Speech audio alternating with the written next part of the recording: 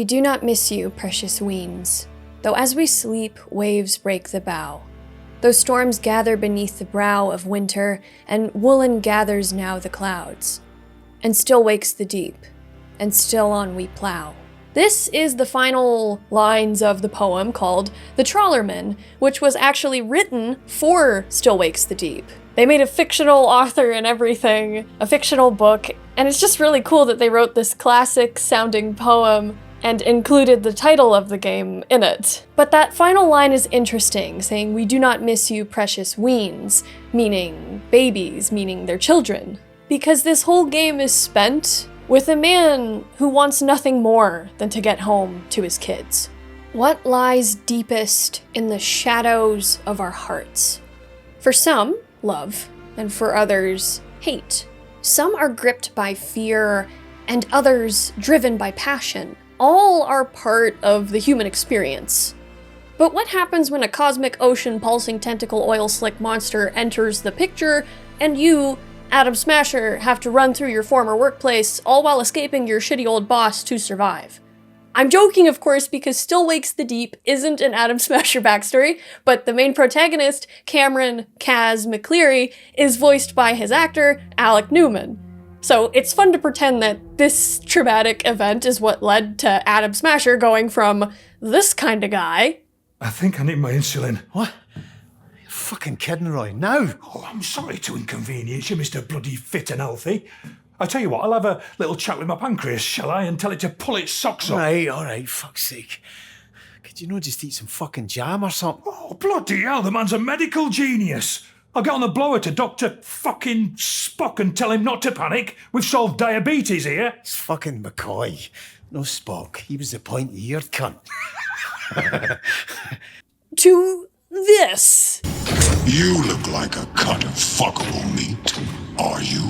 It's also important to note that Alec Newman is actually the voice of El Capitan, of Skippy, of Hellman. Like, he voices so many characters in Cyberpunk, let alone video games. Roleplay to your heart's content with the knowledge that you're playing a character voiced by Adam Smasher's voice actor. Anyway, as McCleary, you play an ex-boxer turned electrician on the oil rig called the Beira D. You're fighting to survive long enough to be rescued before you either get consumed by this strange Lovecraftian horror, or until the Beira sinks into the North Sea. Along the way, we encounter horrifically mutated chimeras of Kaz's former friends and coworkers, and this all takes place on December 26th, 1975. So yes, Still Wakes the Deep, it's a Christmas story. But what the hell is this monster? What does it want, and what has it done to people on this oil rig? Are they still in there, in those twisted masses of flesh? Part of the fun of cosmic horror is never having all the answers. We can't, and I don't think we're meant to, completely wrap our heads around what the fuck is happening. But with the monsters in this game, which I want to talk about today, I don't think we have to look very far from what lies within ourselves. McCleary was actually in trouble back on the mainland after getting into a tilly with an old admirer of his wife's. Alcohol was involved, and McCleary, being an ex-boxer, put the guy in the hospital. But of course, once he sobered up, he realized that he'd done a big nah-nah. Should the guy press charges, the police would come and take him from not just his now terrified wife, but his 2 young daughters as well. So, McCleary flew into the North Sea, hoping things would blow over, along with his wife's anger and her consideration of a divorce. McCleary is noted as having a pattern of running from his problems, something, at least through some hints, his own father did with him. But given what happens on December 26th, about the only thing Kaz can do for most of the game is run. So it's the day after Christmas, and McCleary's just read a stinging letter from his wife, Suze, saying that if he can't sort out this issue with the police, with that guy whose shit he kicked, then she'll be leaving him. Roy, who is McCleary and Suze's family friend, also happens to be the Beira's cook, and that's how he got McCleary the job on the Beira. McCleary! To my office. That means now, not as soon as you're ready. Now! Ah, the sweet sound of Davy Rennick. You think it's the police? Can't be surprised, Kaz. You heard from Suze? She's talking about divorce. Oh, I'm sorry, Kaz. She'll come around. Not if I get to jail, she won't. Well, maybe you could have considered that while you were battering Billy Chamberlain's head in. Cunt slagged off Suze, he had it coming. And there he is. Floats like a butterfly, stings like a bee, and swears like the devil himself. Listen, mate, even if it is the police, maybe it's best to just go back and face it, yeah? He tries his best to console his friend, assuring him that Suze will come around and that all will be well. So McCleary, before he can even get breakfast, is called to the office of the rig supervisor, Davy Rennick. And Rennick is like every other prickhead boss. He's been fighting a strike from the oil rigs workers prior to Christmas break, primarily due to the rig's unsafe working conditions. Like, the Beira is a relatively new oil rig in the 70s in the setting of this game, but it is so poorly built, it is so cheaply made, that it looks like it's been up for like years. It's falling apart. It's like a microcosm of every toxic workplace in that sense. Like, even the rivets that hold the Beira together creak beneath the massive stress that it holds above the waves. Shut the door and have a seat. I'm fine standing. Sit your ass in that chair, you fucking liability. But I run a tight ship. Do you understand me? A tight ship. Technically, it's no shit. Shut your gob, you Ned prick! I am sick to fucking bouking of you wee gobshites messing with my operation. That chef might be a mate of yours, but he does not run things around here. I do. Do you understand me? All right, why don't you just get on with it? Don't you answer me back! You might be the height of shite on shore, McCleary, but out here, I am the fucking king. Do you understand me? There's not a whole lot of time that we get to have before the big whoopsie occurs in this game that sets off the horror theme of the story, but we do get to interact a little bit with Kaz's coworkers, but like, there is so much tension. Everybody is on edge because of Rennick, because of the demands placed upon them, and also because of the fact that they were denied Christmas break. Nobody could go home, including Rennick, to spend the holiday with their family. This is because the strike had put their work behind corporate schedule, and corporate just wasn't having it. And Rennick, who is pissed off on a good day, has his crew flinching with each announcement. The tension here only needs a single lick of flame to blow up the whole operation. McCleary, almost fortunately, is fired, as the police had come to the oil rig looking for him and Rennick sends him packing. But not before Rennick orders his crew to keep drilling, despite concerns about some unknown obstruction in the bottom of the ocean. I'm in a meeting. What? For fuck's sake, Gibbo, I don't care. We're on a schedule. It's a fucking drill. You've got a fucking drill, so drill through it. Yeah, well, Roper's a whiny old fud. He's got a problem with everything. I don't care if it feels off. Just fucking do it! Or I'll come down there myself. Is that trouble with the missus? You're fired. You hear me? Fired. Come on, man. It's only a wee bit of trouble with the polish. I'm good with the lecky. I keep things running. You said it yourself. Out! Get off my rig! In Rennick's mind, all that matters is just numbers and keeping head office off his back. Well, cue the inciting incident. McCleary, along with countless others, is thrown overboard in the sudden blast. He was just about to get on the helicopter to leave the oil rig as well, but only McCleary is recovered from the sea, saved by Douglas and, most importantly, Brodie, a diver at the rig. But he's not rescued before he starts seeing some weird shit. Like, I'm gonna slow down these hallucinations and visions and... this game gives me Soma vibes. At first, people are guessing that they must have hit an air pocket or there was a gas explosion. People are dead, but nobody's guessing that this is a cosmic horror. But as McCleary goes to check on Roy and assess more of the situation with Brodie, we see, for the first time, the shape. The cosmic entity with the tendrils and the tentacles that has been awakened by the drill of the Beira Delta. And the rig is crumbling against it. It won't stay standing for long. Heading through engineering, we find Finlay, the only woman aboard, as well as a skilled technician and mechanic. McCleary. Kaz, over here. Jesus, Finlay. You alright? What, you seen a ghost? Who's making that noise? Gibbo, he's making that racket. Should we no find him, help him? No, wouldn't recommend that. What does that mean? It means he's no alright. After that explosion, he got oil or some shite on him and just, I don't know, he freaked out, went for me. He's still out there. You mean out here? As in out here with me? Aye, that's exactly what I mean. Oh, that's just fucking brilliant.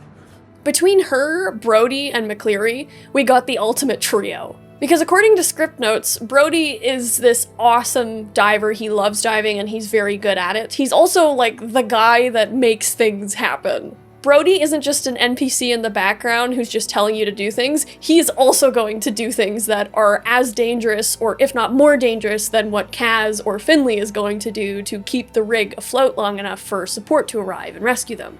Brodie is also Scottish Jamaican, and he's had to face a lot of racism and discrimination in his career.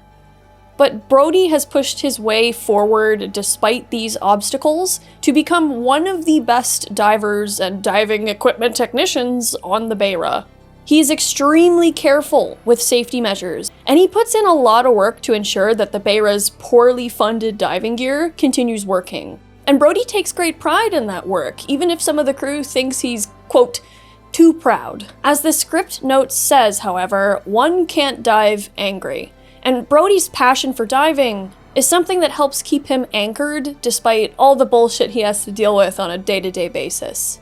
Brodie really does feel like the team leader in the sense that he is always like, okay, I need you to go here and do this while I go do this thing. Brodie just always seems like he's 2 steps ahead, but he's also the kind of team leader that will dive into the worst possible shit rather than have one of his coworkers do it. Finlay, on the other hand, according to script notes, in her youth, she was actually a contender in strongwoman competitions. She's noted to regularly outdrink the guys on the ship. She outsmokes the guys on the ship. She's just as much of a hard ass as Kaz and Brodie, if not more. Finlay has also had to deal with a lot of bullshit throughout her career due to the fact that she's a woman working in the trades. But her experience has created a person that most men on the Beira either deeply respect or at least fear.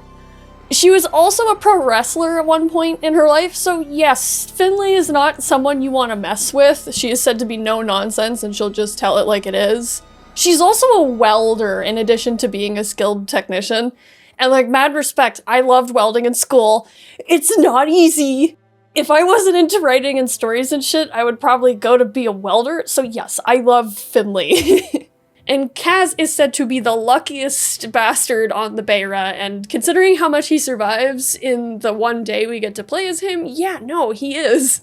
But in life, in general, Kaz hasn't been all that lucky. According to script notes, Kaz was born to a less than prosperous family. His dad, although he encouraged him to be a boxer, often knocked him around himself. His dad was a World War II vet, and it wouldn't be shocking if his alcoholism and abuse extends from unresolved trauma from all the things that he saw in the war.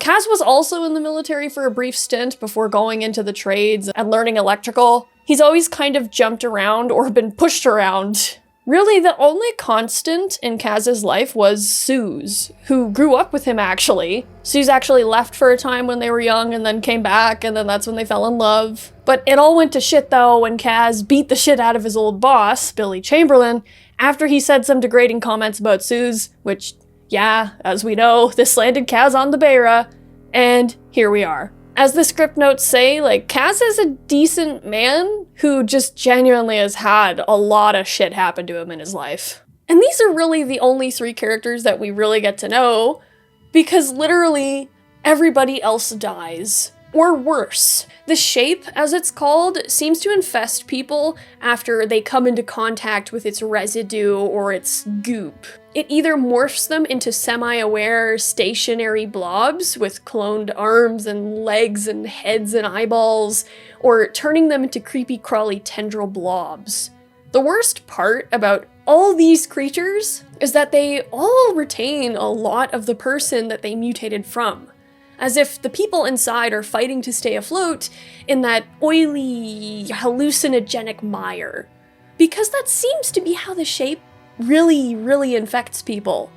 That seems to be how it reads people. Like, we don't know if the oil is actual oil that's just infected by the shape, or if it's actually, like, secreted by the shape. Like, we don't know. It's not really a clear thing. Some people actually have suggested that the shape was down in the seabed with the oil because it feeds on it. I don't know, it's a mystery. But the thing that I like about this game that we don't get answers is the fact that realistically, there wouldn't be time to find any answers or to ask these questions because the rig is sinking around you and you're just trying to get home to your family, just like everybody else. These monstrous versions of our coworkers, though, are not just randomly generated in the shape's head. They don't look the way they do and they don't act the way they do just out of pure coincidence. At least, I don't think they do.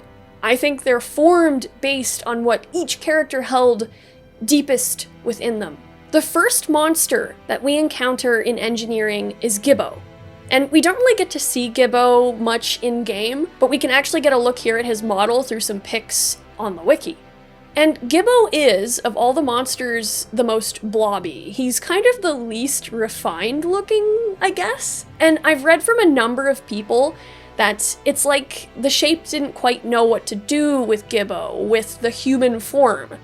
So he was kind of like the trial run monster. This sort of implies that Gibbo could have been the first to be infected. If we listen to some of Gibbo's dialogue, which is haunting shit, you just feel so bad for him because he seems to be, of all the monsters, the most mentally present. It's almost like the monster didn't quite know yet what parts of his psyche to really twist and work with yet. Fuck's sake! What the fuck? What did you do?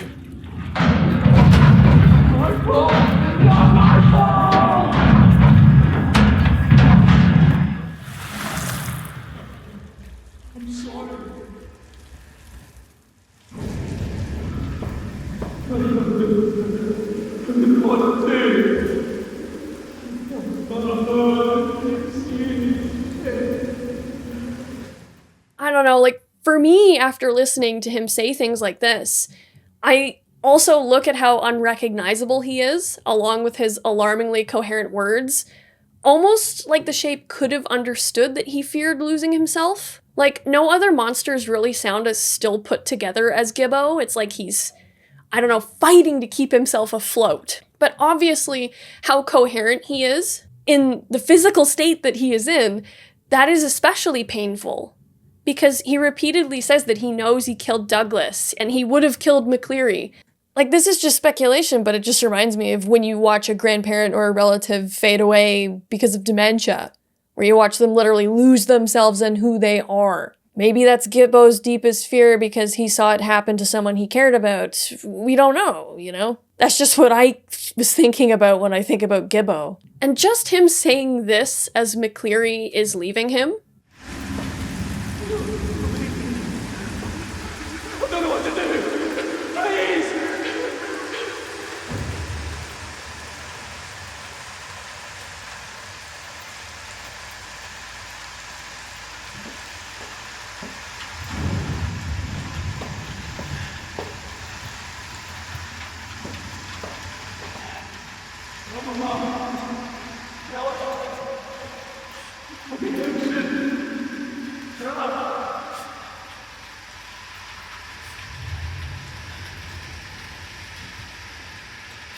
Jesus. like, oh my god, the voice acting in this game. You just feel really bad for Gibbo. The second monster that we encounter, and one of the creepiest, is Trotz. And Trotz is actually named Ian Campbell, but he was jokingly called Trotz, as in for Trotsky, because a lot of the crew called him a communist. Trotz was the union guy on the Beira, and he was in charge of representing the crew en masse and arranging that strike. And on top of everything, he was also the quartermaster. Trotz really did take his job as holding the crew together and above board and above water very seriously. He also loved Scotland, and he supported its independence from the UK. Trotz makes sure that McCleary is up for breakfast in the beginning of the game. He wants him to take care of himself. He ensures that Roy gets his insulin and even takes it to his cabin for him.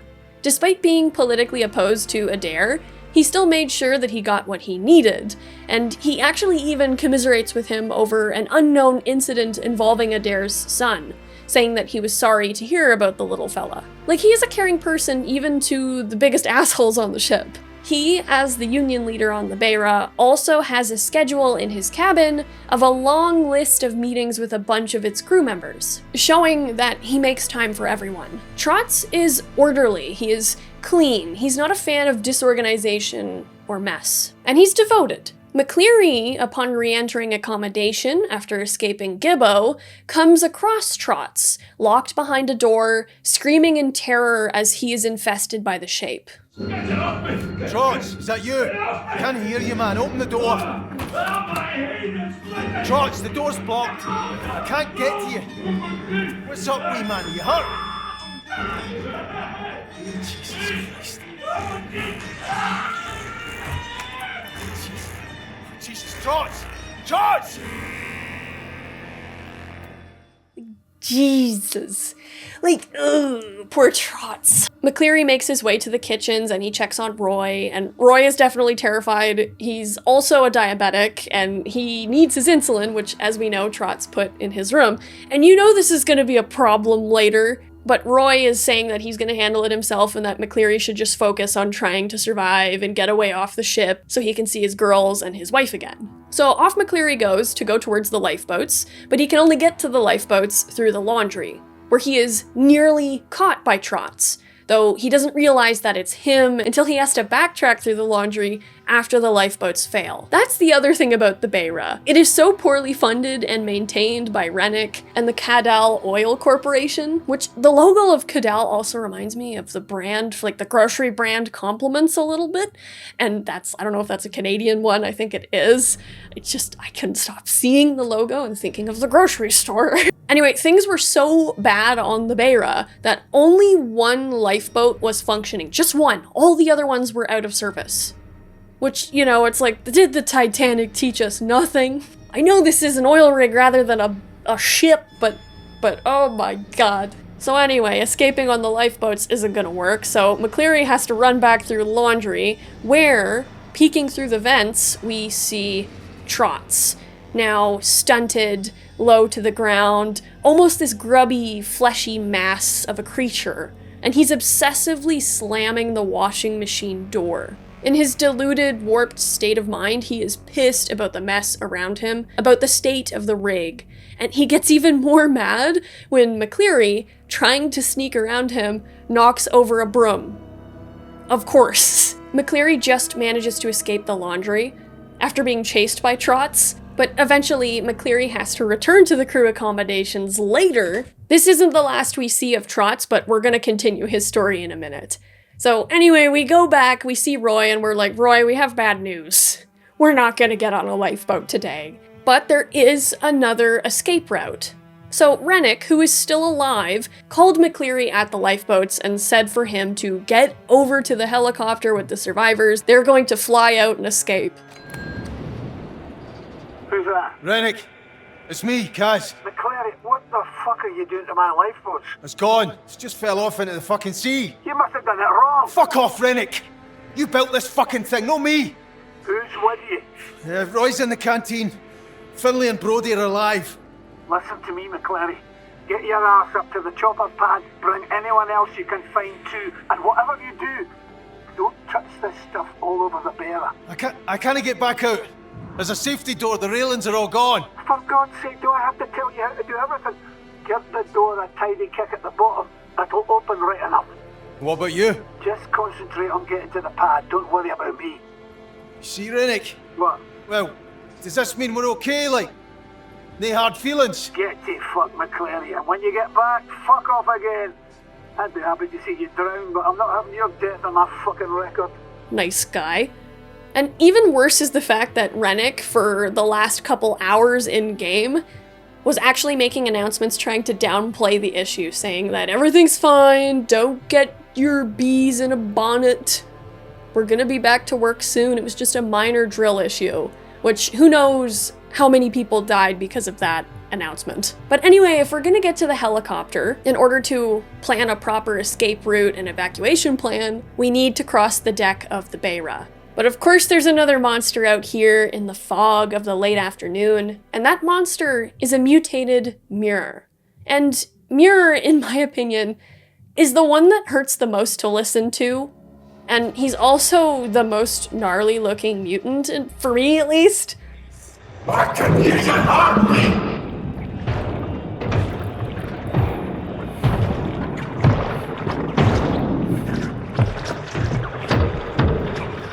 McCleary has to sneak across the rig deck through fog, avoiding the attention of the mutated Mirror as he staggers and stomps across the deck.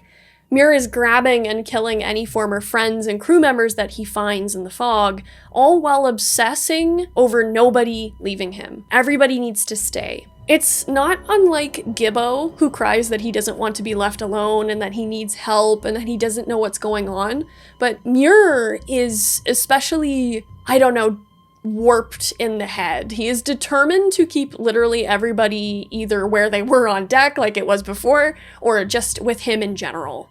And I have to wonder if that stems from a deep fear of abandonment.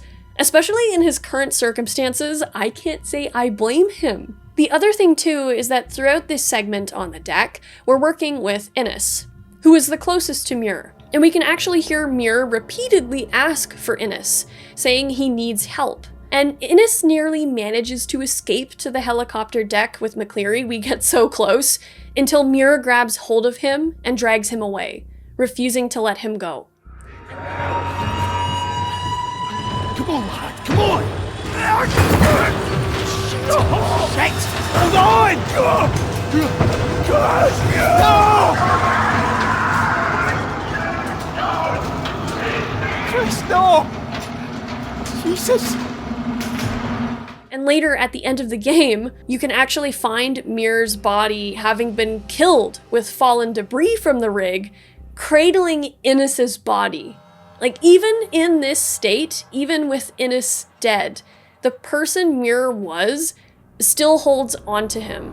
And that's just heart-wrenching. His many tentacles are always grasping at any hope of company, of any help, and his design really fits that deepest fear, the deepest need that he might have. He's always hovering, like he's needing to see all he can through the fog. He's very scared of missing anyone. Mirror's dialogue as a monster consists of him begging for help, of begging you not to leave him.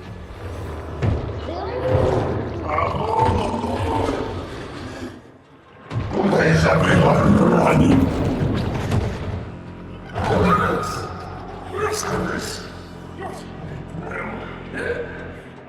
And he also can't understand why everyone is trying to run from him in his current state, and he's lamenting that nobody cares. A lot of the things he says just sound like a really scared kid, and that makes him holding Innes, even in death, so much more sad. According to the wiki, which is largely based on developer Q&As and script notes, Innes was like a father figure to him. Although some fans speculate that they were actually a couple, Mirror is definitely more lost in the sauce of the mutation than Gibbo was. It's like the shape is learning, but it's so sad because his dialogue is just, he's terrified. I feel most bad for Mirror in all this. So Kaz, alone, climbs up to the helicopter pad, but he's too late. Rennick is forcing them to leave without waiting for any more survivors, despite the protests of the helicopter pilot. But something goes wrong in the helicopter and they start turning around. And at first you're like, oh, they're coming back to save me, they see me, and then they crash. The wreckage punching a hole through the administration module of the Beira. What do you mean you don't know how to land a helicopter? Why did you... What was your plan? So at this point, after getting on the phone with Brodie, there's really only one option left. They have to radio in a support ship. But the radios won't work because the power is, of course, fucked. And Brodie asks Kaz to head down to engineering to reboot the generators. And of course, if there's an engineering bay in a horror game, you know you're gonna have to go to it at some point, and it's almost always the scariest possible spot in the game. Like, why? Why is it always the power turning off? But on the way, we encounter our next monster, our boss, So Rennick got infected by the shape, and his transformation may or may not have had something to do with the helicopter crash. He actually does say in that phone call with Kaz at the lifeboats not to touch the weird stuff that the shape oozes. Whatever you do, don't touch this stuff all over the bearer. Which makes me think he touched it, and that he was basically incubating the infection at this point. I'm not sure. So McCleary, who is obviously on edge given everything that's happening today, creeps down a hallway until, bam, there's Rennick creeping out of the side with his tentacles, and he begs McCleary to help him. But then he starts saying for him to get off his rig, and he says he'll rip McCleary apart and then he'll eat him. You're in the shite. He's also a giant head, which is very fitting, because he was a big-headed bastard. It's like the shape saw the kind of person he was, just a talking head for the company, who ripped people's heads off verbally. Well, now he could actually do it. But yeah, like most of the other mutants, Rennick is still with it enough to express terror. But we do manage to escape Rennick, and we do make our way to engineering, where we are reunited, thankfully, with Finlay. There's no one else I'd rather have with me in the creepiest, darkest part of the game. Thank you, Finlay. And of course, fixing up the generators and electric is not simple, and we have to venture into the depths of engineering, where we encounter yet another monster, Adair. So Malcolm Adair, as a human, was sort of the main rival of McCleary. He's kind of the other dickhead on the Beira D that nobody really likes. He's an English guy who supports the National Front, which is a neo-Nazi political party. This is just based on some of the things we can find in his room. So people tend to laugh at his expense when McCleary makes fun of him. Enjoying your last day, McCleary? What's that supposed to mean? You've been a naughty boy, from what I've heard. Geez, peace. You're not exactly an angel yourself, Adair. I'll be fine. Well, you'll not be missed. You wouldn't know a day's graft if it slapped you in the face. I'd like to see you try and do my job. You wouldn't know a spark plug from a fucking hairdryer.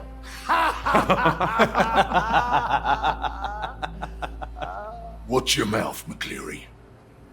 He has no roommate, and he eats alone in the cafeteria, and this really hints that people don't like Adair. He's just not a friendly dude. Maybe Rennick kind of likes Adair, because he seems to know about McCleary's issues with the law. It kind of seems like Rennick may have shared some of the gossip about the police with him. I guess misery loves company. Like, Adair just seems generally unpleasant from the one pre-infection interaction we have with him. But the thing about Adair as well that we can learn going through his things and listening to his dialogue as a monster is that Adair has kids and a wife back home. And we can find drawings and letters from those children in his room, and it shows that he does at least hold their memory close throughout his time on the Beira.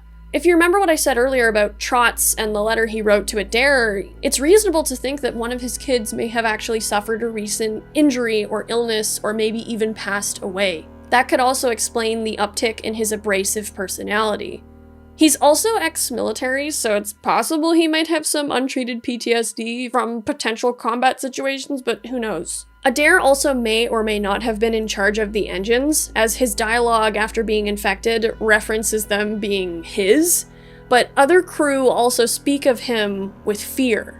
Maybe he was the boss down in engineering, but like Rennick, he was neither liked nor respected. He was just dealt with as a fact of life. As a monster, Adair stalks through engineering, his old stomping grounds, as Finlay and McCleary try to get the generators working again. And Adair's design is mostly just a blob on tentacles. He's almost all gut, his body having mostly melted into this. As he chases McCleary, he's super dead set on killing him, probably more than any other monster. He despises McCleary, like he's so full of hate. One of the things he says while stalking you is, "Scum all think they're better than me, and I'll fucking show 'em." And as the wiki sort of says, yeah, it would be fair to assume Adair has some deep-seated resentment towards the crew of the Beira, and some deep-seated insecurities as well.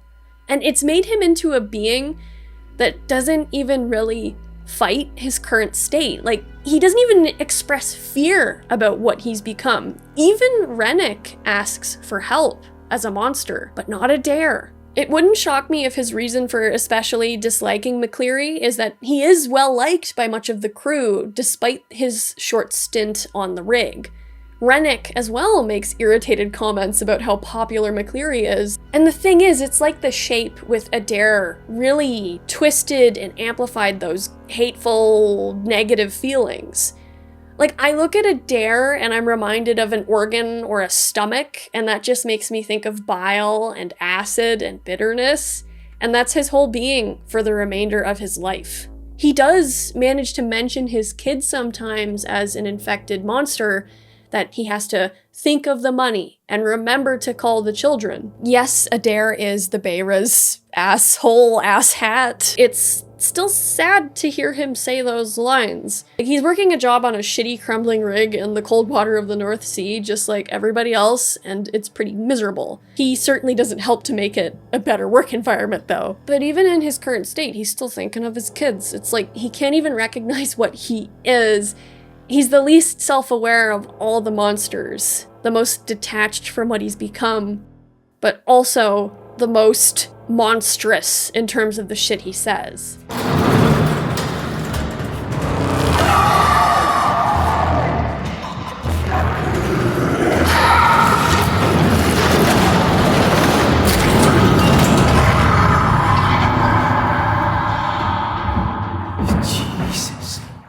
But then we get a call from Brodie after we restart the generators. Adair has basically blocked us into the control room, and Brodie says that we need to go through the legs of the Beira and basically rebalance the rig. I just want to take a second to note that the setting of this game is so cool. I know nothing about oil rigs, but the team did so much research on not just oil rigs, but 70s oil rigs, and oil rigs that would have been in the rough area of the North Sea.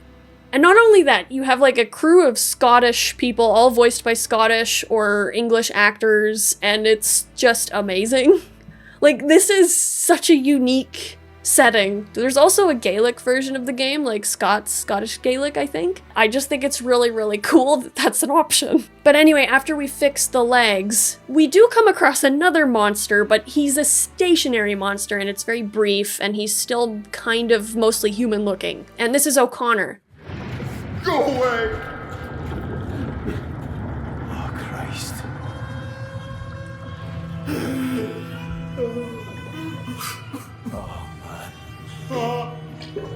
Mary, Man, what happened to you? can you go and fetch Mary? You can hear me, can't you? You understand me? Fucking Jesus. I'm sorry. I can't help you. I'm sorry. And we receive a call earlier about O'Connor being lost in the tunnels by some other people who ended up drowning because O'Connor had a busted up leg and he couldn't run, he couldn't swim, they left him behind.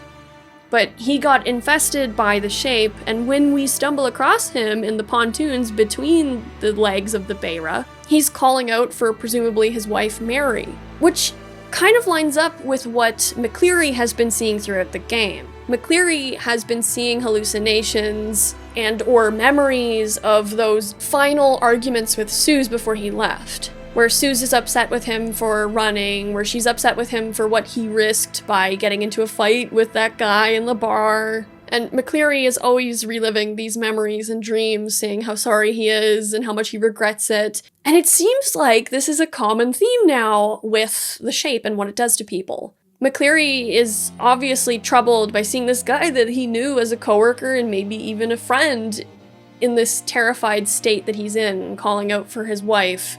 But it's the fact that so much of O'Connor is still in there, and the obvious distress he's in. This kind of monster is so unsettling. What it seems to drag up from the bottom in people, what it seems to take advantage of. After Brodie deals with his two legs and then we deal with our two legs, we ascend to the surface levels of the Beira and we just see this. It's beautiful and terrible what the Shape looks like and what it's doing. The way it pulses like an organ. It's so creepy, but so well designed. This is the thing that is infesting the rig, that is consuming people.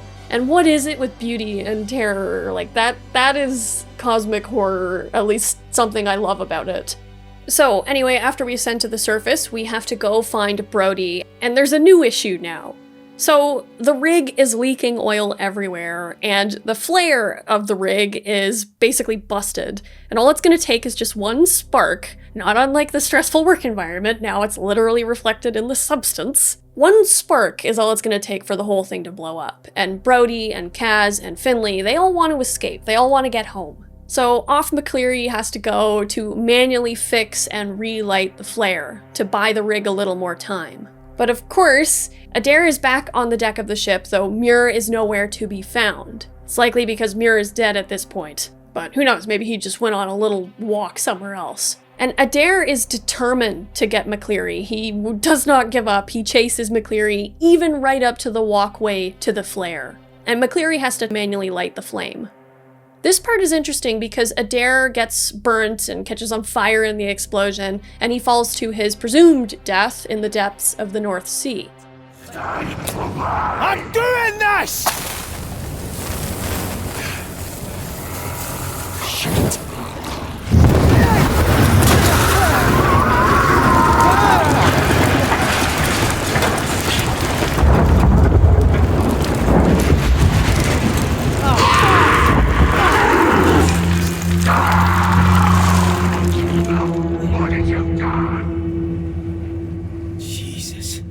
He kept yelling at McCleary to stay away before McCleary relit the flare.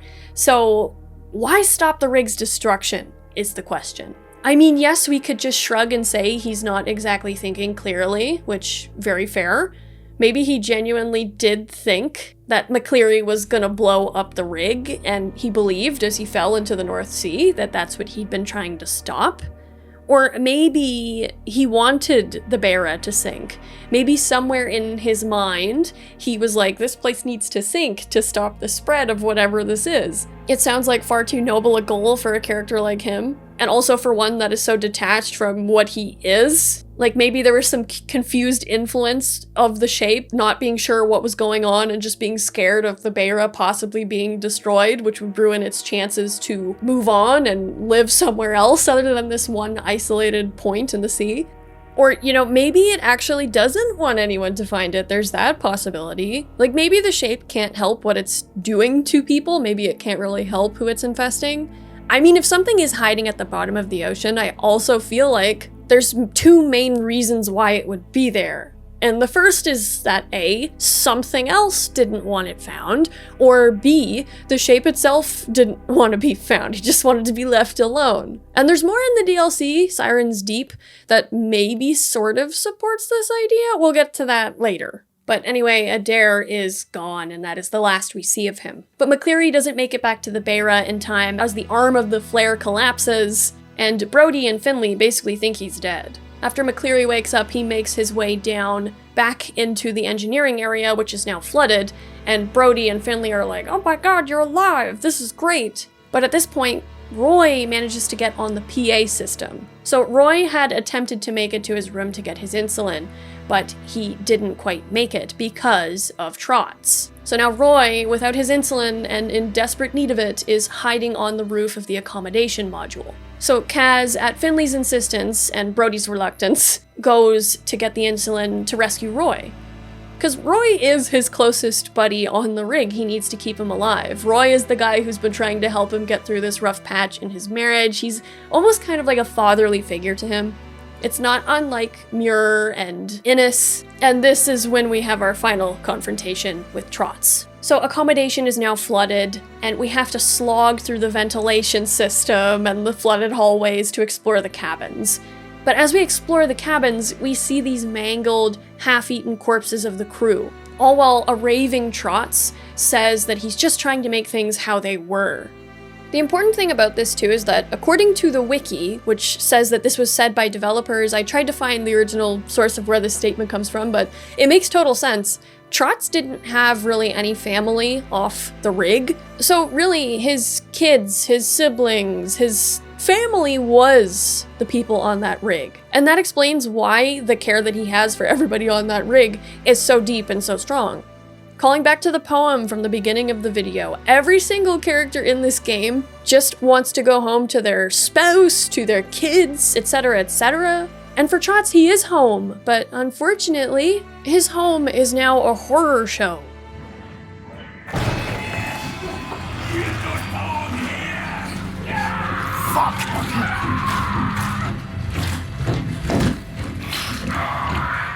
Even his dying words reflect his obsession with order, of keeping the crew together, and the agony he feels at the tragedy surrounding them.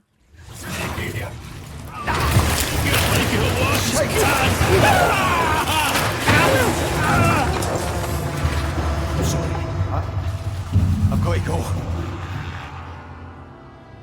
So now that we have the insulin, we climb to the rooftop of accommodation, and we find Roy in a radio booth, but Roy is dead. We failed to reach him with his insulin in time. And Roy, as I said, was both a friend and a sort of father figure to McCleary, and he really did look at him for reassurance, for guidance, and for inspiration. And Roy really did do his best to protect his friend, to help him out, even if spiriting him away to the rig was sort of prolonging McCleary's issue, the issue of running from his problems. It still came from a good place. And it's nice that Roy is one of the few characters that dies, but without having been infected, with warm light shining on him. And he also got to say, in his final personal phone call with McCleary, "Sort this rig out. Find a way to get us home. See you girls. Alright? Aye. You're a good lad, Kaz. That's why Suze loves you. If she does, you know. I'm praying for you, mate. Remember, Jesus loves you, Kaz. Everyone else thinks you're a gun. Alright, pal. Afters.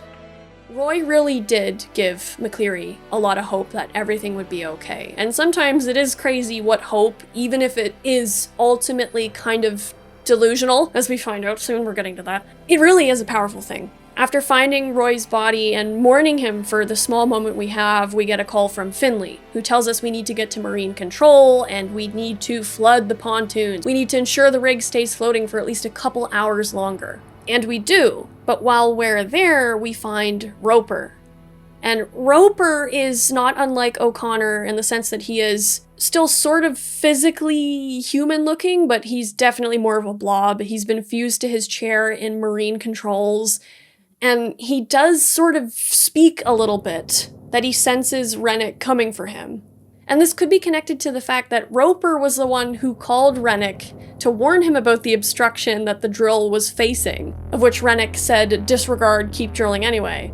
And if Rennick had listened to Roper, who knows, maybe this incident would have never happened. And it genuinely is such a tense, sad moment when we have to keep going back and forth between the phone to talk to Finlay to see what she wants us to do in the control room, because we have no idea. We're just the electrician. And every time we do, we see Roper sitting there with this pained expression on his face, struggling to breathe, obviously terrified of what's happening to him and what he fears is coming for him.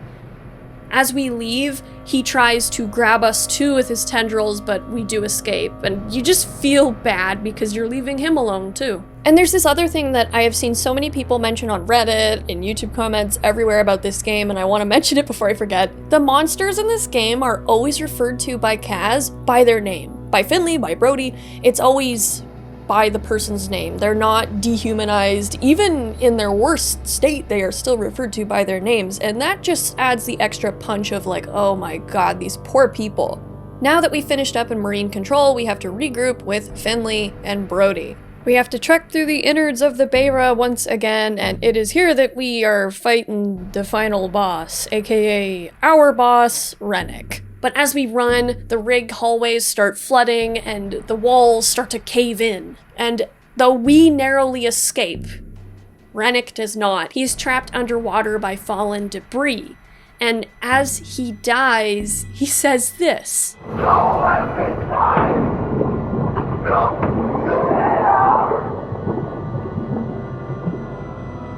Oh, Jesus, that was... Oh, fuck. You Rest in peace, you cunt. Christ. I've got to get the fuck out of here. Which, yeah, even though he's an asshole, I still kind of feel bad for him because drowning is horrible. But this is the guy who got so many people killed with his actions and decisions. And previously during that phone call with McCleary that I mentioned earlier... No hard feelings. Get to fuck McCleary, and when you get back, fuck off again. I'd be happy to see you drown, but I'm not having your death on my fucking record. And then, ironically enough, he ate his own words with his death. Be careful what you wish for. Not that he wished for it, but you get my point. What goes around comes around. The other thing that I have to say, though, too, is that Rennick was also a sort of victim of the corporate overlords ashore, because they wouldn't let him go home for Christmas because of the strike, where he was supposed to be with his 2 grandkids. So, like, yeah, he is an asshole who was ruled by even more assholes. But he still didn't try to make life easier for the people under him, which is all too common, and he didn't do anything about the lifeboats being fucked up. He was willing to just leave people behind. He was not a going down with the ship kind of guy, so... All in all, with Rennick, sprinkle some cyberpunk in here. Blame the corpse, but also blame a lack of human decency for all this. And it seems like the shape really took advantage of that. Well, having defeated the final boss, we might be feeling pretty good about ourselves. We've bought the Bera a few more crucial hours of float in the hopes that a rescue vessel will arrive. This is especially important as McCleary's hallucinations have seemingly gotten worse, but we're trying not to worry too much about it. McCleary reunites with Finlay, but Brodie is missing at the final meeting. So on the phone, he reveals that he is still stuck in the Pontoons, a place that McCleary had flooded at Marine Control on Finlay's orders. This was to keep the vessel from flipping over. She believed that Brodie would have been clear, but Brodie was not clear. He has his diving equipment, but he can't make much use of it, as the Pontoons are basically flooded with oil, and there's no way out for him. And he dies on the phone with McCleary, who comforts him as Brodie remembers Skye, his presumed home, and whose waters he loved diving in. I knew the risk when I came down here. Fuck. Can I lose you as well? Listen, I'm alright, Kaz. I'm already back on Skye. You've never seen water like that, Kaz. Clear. Peaceful. You just let go and everything's fine. Aye. That sounds beautiful. You go one day. Alright? No, fuck that. I'm never swimming again after this. Kaz, you and Finlay, you could do this, alright? I'm sure she wouldn't do something so stupid. Brodie, you there? Kaz? What's stupid? Talk to me. It's getting higher. Alright, I'm here, Brodie. I'm not going anywhere.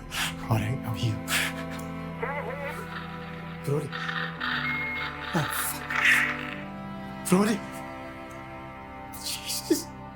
After Brodie's death, Finlay is shattered by the loss, as well as her sense of responsibility in it. And she decides to rush ahead. What do we do now, Finlay? It doesn't fucking matter. He's dead and you don't think that matters.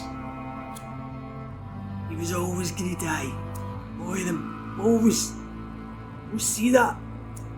We've been fucking about with the Lakey and Pontoons. And we thought, open hell. Watching our pals turn into monsters. Never once. Never fucking once have we tried to do what needed to be done. Calm down, alright? What do you mean? I'm ending this. Fucking hell. Finlay. No. Come back. Finlay! So McCleary, still wanting to live, starts to chase Finlay and runs after her across the deck, but as the rig's crane collapses, she is crushed beneath it. We run up to her and she's still alive, but she's dying, and it is her dying wish that we destroy the rig. Because, as Finlay says, we can't get back. We can't. But I can.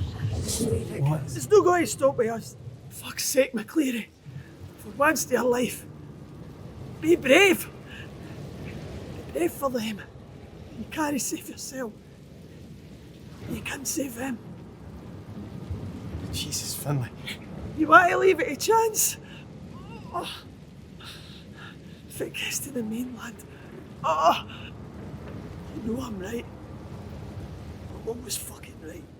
And for all we know, she could be correct that they never had a chance, because if you actually look back at the explosion, as in when they drilled through the shape and awoke it, you can see like the same effect of the shape as when we run past it in the game. You can see that in the corner of McCleary's vision, and he hasn't even touched it yet. So if that is how the infection works, then does that mean that McCleary and Finlay and everyone else on the Beira never stood a chance? Maybe. We don't know for sure, but it is a big risk to take. Finlay also admits that she has a son who she has been hearing ever since the shape appeared.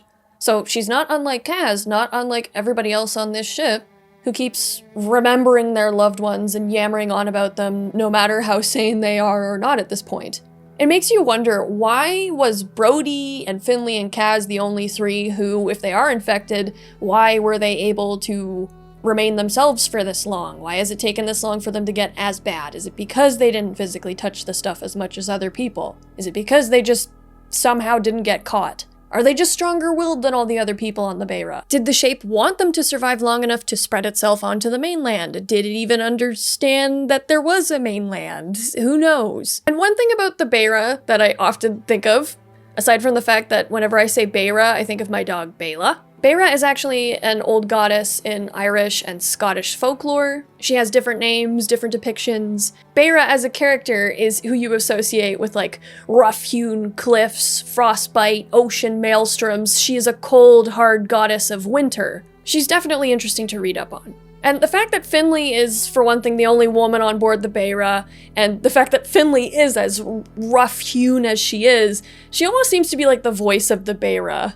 Like, throughout the game, we even see Adair calling McCleary a coward. Suze, in one of the flashbacks, calls McCleary a coward. Roy is the one who gives him hope, which is necessary, I think, to overcoming your problems and growing as a person. But Finlay here does a big thing by saying, be brave. And for sure, like, McCleary's been running through some pretty crazy situations, but one could argue that everything that's been going on in this game is less to do with bravery and more just desperation to survive. I think when she says, be brave, it's like Beira herself is telling McCleary, face your deepest fear and do what you gotta do. The shape has been warping everybody else's deepest fear or passion or deepest whatever. And this is McCleary's chance to not let it rule him, to not let that happen to him, to defeat the shape in that sense. At least that's my theory of it. Literally face your problem instead of running away from it. Because the consequences of running would be unimaginable for him. Because McCleary really does love his family. He does. Throughout the game, the sea kind of seems like a bit of an enemy or a character itself, and I think that is a thing that the devs said that they wanted to do with the ocean as a whole. But by the end of the game, it becomes the last ally that McCleary has left. Which further just makes me think of Finlay in this moment as Beira embodied. Sinking the rig into the ocean is the only way to really keep everybody on the Beira loves and cares about safe. And again, this all calls back to that line of the poem talking about, insofar as what I can understand about that line, that they don't miss their kids, that they don't miss their loved ones because they're just going on with their work. And the irony of it is that that is like everybody's dying thought here. Everybody in the depths of their despair is just thinking about the people they love most. She gives McCleary his lighter, one that he'd given her at the beginning of the game, saying, "You know I'm right. I'm always fucking right. And you're damn right she is. Finlay was in charge. None of this would have ever happened. She would have listened to Roper. They could have avoided this. They all would have went home for Christmas." There's actually even some unused dialogue where Muir and Innes will be joking with McCleary at the beginning of the game about how Finlay would scare the shit out of the sea so much that if she fell in it, it'd just spit her right back out. And McCleary, now the only known survivor on board, does make the decision to stop the shape. He enters the derrick and he pulls out his lighter, and after a final moment, he drops it into this terrifying abyss. And bam, whole rig lights up. And McCleary then seems to be swimming through like a cosmic soup, reliving his memories of when he first met Suze, of when he proposed to her, when they had their first daughter, his promise to be better than his own father, to always be there for his kids. And as terrible as it is that he won't be there physically like he promised in sacrificing himself the way he is, he will be, in a way. Even if the girls will never know the truth of what happened on the Beira, he did die for his girls. And then we flash into McCleary's bedroom with Suze, where Suze is presumably asleep in the bed. This is a memory, the last one he had of Suze when he left and said goodbye and promised to be home by Christmas. And in this room, there's, his wedding picture with Suze. There's pictures of his kids, drawings by his kids. And as McCleary leaves and says that final goodbye, he opens the door to the North Sea. And as we scroll over that empty sea, the Beira is no longer visible even through the clouds. Suze reads a letter, but one that never reached her husband. And in this letter, she tells him that she does love him, and that she does want to get through this with him, and that she wants her husband to just come home safely and be with her and the girls again. And the terrible thing about this is that that letter, of course, never made it to Kaz. He never got to read that affirmation of love, that olive branch of forgiveness, and Kaz never got to say how sorry he was. Kaz never got to express his regret to Suze and to the girls. And that's just the most tragic thing. These two people who had these final things to say to each other, but neither will ever hear it. Like, maybe in their own way they'll know it, but, I know people in real life where their last talk, which they didn't expect to be their last talk, was argumentative, it was not good, it was bad, it was angry, and then suddenly one of those people passed away very suddenly and unexpectedly, and then it's like shit's left on like an eternal cliffhanger. Like, neither of these people are bad people. They're just people who had like a disagreement, mistakes were made, they reacted in a very understandable human way, but then shit hit the fan in a way no one expected, and then, you never get the chance to really talk things out again. And it makes you kind of maybe reevaluate a bit, like, what is really worth never healing this relationship, or moving on, or working with this person to be better towards each other in the future. Everybody has their own line for that, but it's just, like, all in all, I think it's the kind of ending that makes you appreciate the people in your life that you love very dearly even more. And to always remember to just treasure every second you have with them, because you never really know, right? Now, moving on to more unsettling topics, is Kaz really dead? No one knows. Some people think that maybe his consciousness got consumed. Maybe this is just the afterlife.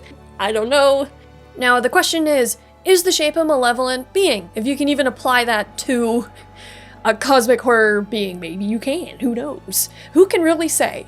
So, spoiler alert for Siren's Rest. This is the DLC that was released less than a year ago, I think less than 6 months ago for Still Wakes the Deep, so spoiler. So basically in Siren's Deep you play as Mary, who is Brodie's daughter. And she has funded this expedition to return to the wreckage of the Beira to bring closure to her own family, to herself, and her fractured relationship with her mother, as well as to the other families of those who perished on the Beira. Presumably even Kaz's family. But while she's down there, she encounters a strange monster affiliated with the Shape, presumably, that is just called the Siren. And throughout Mary's time in the wreckage, she encounters some air pockets. She actually breathes in the air of the Beira and then starts getting hallucinations, not unlike what Kaz experienced. So you kind of wonder, is she infected? We never really get a solid answer on that, which makes one of the endings a little disturbing. Some people theorize that the Siren is actually Brodie, but in some AMAs, the developers have hinted to the fact that this creature isn't just one individual character. It could be a mass of all the things that the Shape has consumed or absorbed throughout its existence for who knows how many, potentially millions of years, we don't know. But they weren't outright stating anything, so who knows, my read on what the devs are saying could be wrong, so speculate away. I actually think it would be really cool if it was Brodie because, the whole actual game, you're playing a dad who just wants to get back to his kids, and then there you are again, getting chased by a dad as his kid. So that would be actually kind of cool and terrifying. But anyway, at the end, Mary's dive bell gets destroyed by the siren, and she is stranded in basically 250 meters, I believe, beneath the surface of the ocean. And she's running out of oxygen, and we're led to believe that she suffocates. Mary wakes up in, of all places, Skye, the isle that her father loved so much. And she sees her father in the distance, and, you know, she's really excited. The voice acting is so amazing here when she sees her dad. Just, oh my god, the way that she says, Dad, like, Oh, Dad! Oh, God, I don't know what to do with this. Where are you? There she is. Dad! You found me. I knew you would. I just had to wait. I had to get to you, I had to. I didn't expect this. Why bring me here? Time for a diving lesson. What? What's the problem this time? The Floddigary fairies only come once a century to pull men under. No chance they'll come today.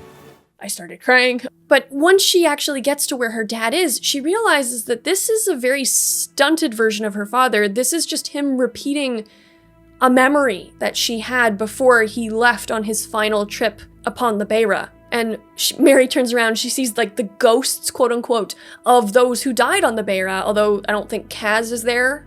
So maybe because Kaz blew himself up, he escaped, I don't know.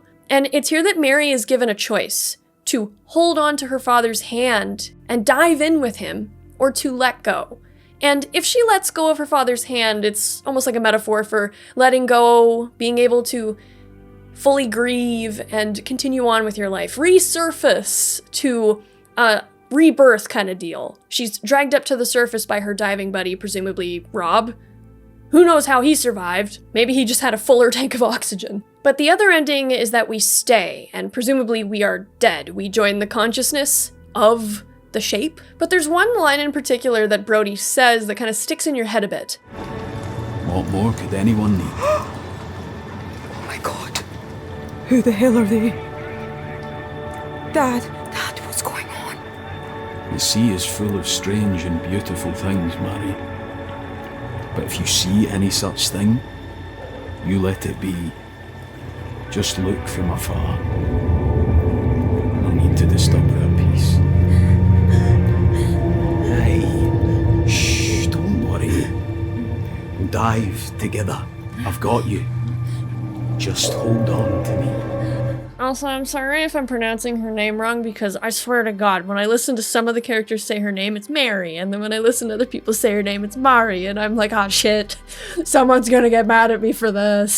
Sorry. Now, Brodie's saying this. We can be pretty sure that this is a shape-induced vision, of course, and the shape picked this memory in particular to show Mary. And that line about the sea and letting things alone, it's almost like the shape is giving her a choice here. Like, you can stay with what there is of your dad. It's like the shape can understand in its own alien way that her father is important to her, and it's almost like it's giving her this mercy of being able to be with her dad again, if that's what she really wants, even though it's not going to be fully him. Or it can go to the surface. But it's like the shape is saying, leave me alone.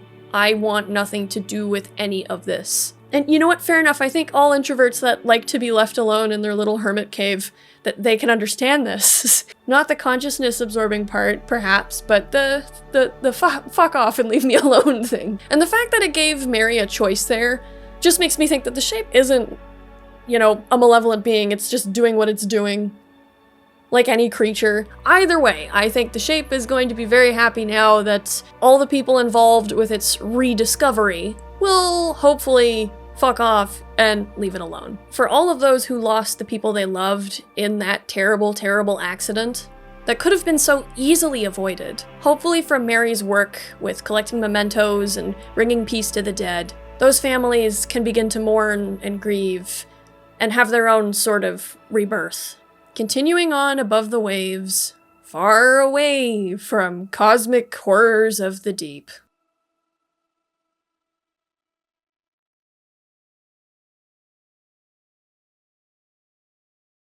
Thank you so much for watching the Still Wakes the Deep special pre-Halloween. It's a break from the cyberpunk kick, but I'd like to start introducing the odd non-cyberpunk thing as time goes on. We're gonna be getting into Mass Effect soon, but like there's still a lot of cyberpunk. There's a lot of games that I'd like to talk about, and this is just the one that I happened to play for the first time like a week ago, and I was like, whoa, this is fun. Creepy and fun and sad. Let me know what you guys thought of the game if you played it, because I know some people like it and some people love it, but some people are like, meh, but I personally, I really liked it. It hits you in the feels pretty good. The voice acting is amazing, and also the music by Jason Graves is amazing. Like, I don't know how you can go from like being so like horror filled in the soundtrack to like so, oh my god, this is beautiful at the same time. Again, this game is amazing in so many ways.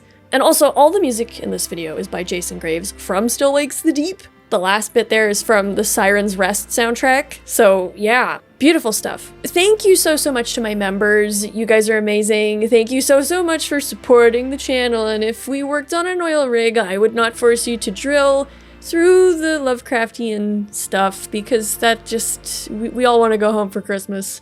And we also don't want to get possessed by a strange thingy. And of course, thank you so much to everybody for simply watching, for liking, for commenting, or subscribing. It really helps the channel out a lot.